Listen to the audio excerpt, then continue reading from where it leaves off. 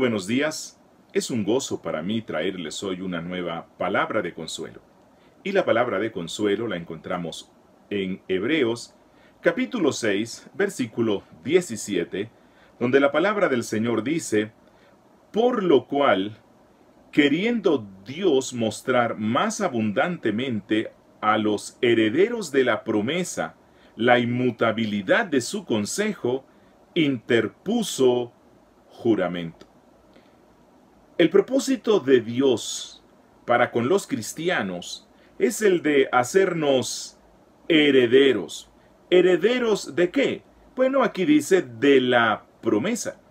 Este propósito forma parte de su consejo eterno, de su decreto inmutable, por medio del cual se cumplen todas las cosas que Él ha determinado. Como dice ese gran comentarista del Nuevo Testamento, Kistemaker, y leo textualmente: el propósito de Dios de salvar a los creyentes en Jesucristo es firme, inalterable e inviolable.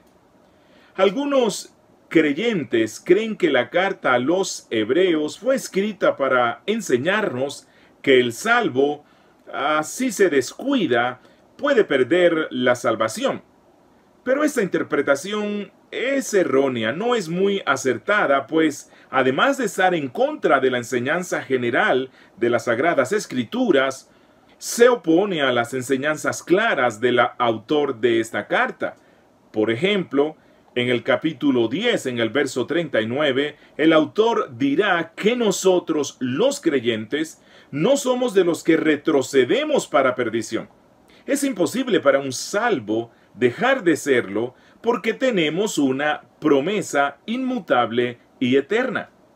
Y el apóstol Pablo nos explica cuál es el consejo o cuál es el propósito eterno de Dios para con nosotros los creyentes. Y esto lo encontramos en Efesios capítulo 1, desde el verso 4 al 14. Miren lo que dice el apóstol Pablo. Según nos escogió en Él, en Cristo, antes de la fundación del mundo. ¿Para qué?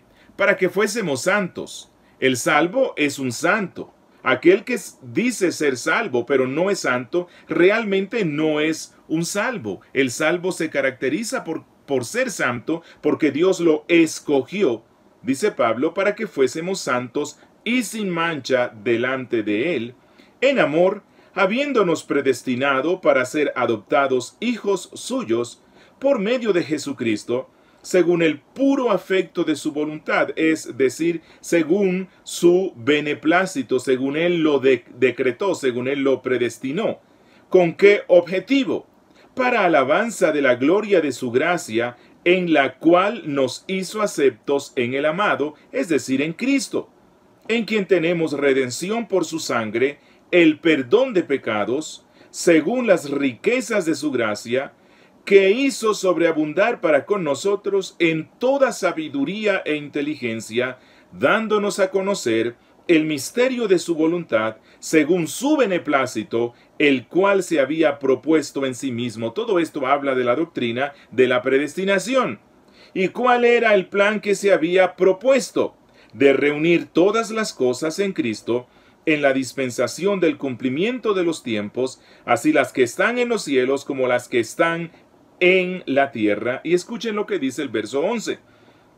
En él asimismo tuvimos herencia, habiendo sido predestinados conforme al propósito del que hace todas las cosas según el designio de su voluntad, a fin. Y esto es algo que Pablo repite una y otra vez. ¿Cuál es el propósito de nuestra salvación? A fin de que seamos para alabanza de su gloria, nosotros los que primeramente esperábamos en Cristo. Los lectores originales de la carta a los hebreos pudieron quedar un poco desesperados y angustiados al leer las serias advertencias que el autor hizo, por ejemplo, en el capítulo 6, versos 4 al 6. Pero luego, él pasa a decirles que él está convencido de que estos creyentes no pertenecen al grupo de los que meramente hacen una profesión externa de fe en el Evangelio, sino que ellos forman parte de ese grupo innumerable de personas que han sido incluidos en el consejo eterno de salvación y habiendo hecho una profesión real de fe en Cristo, habiendo procedido verdaderamente al arrepentimiento, no pueden nunca perder ese estado de gracia en el cual ahora se encuentran, porque la promesa es firme, segura e inmutable. Estos creyentes, aunque atribulados y un poco confundidos por la fuerte oposición que recibían de sus paisanos los judíos, quienes trataban de convencerlos de regresar al judaísmo, a pesar de sus debilidades, estos creyentes no debían dudar de la poderosa salvación que habían recibido, pues la promesa que Dios había dado a los creyentes fue acompañada de un juramento hecho por Dios mismo. ¡Qué consuelo tan grande! Pues con mucha frecuencia somos atacados por el enemigo de las almas que nos trae dudas, desconsuelos y desesperanzas. Cuando pecamos, nos invade el sentimiento de duda y cuestionamos nuestra salvación. Pero si en nosotros está el verdadero arrepentimiento y la confianza genuina en Cristo, nuestro Salvador, entonces traemos al trono de la gracia esa turbación y somos invadidos por una seguridad tal que jamás será completamente destruida. Nuestra salvación reposa en Dios y en su juramento. Amigo, cuánto quisiera que también tuvieras esta seguridad de salvación, pero para ello es necesario reconocer tu pecado, reconocer que has ofendido a Dios y has violado su santa ley. Entonces, confiesas tu maldad delante de Cristo y le suplicas tenga misericordia de tu alma. Jesús no te rechazará.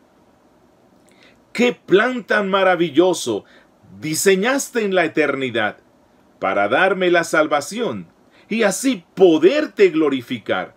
Me escogiste por pura gracia para darme la santidad y el poder de una nueva vida en la que solo te quiero amar. Que Dios te bendiga y que tengas un buen día.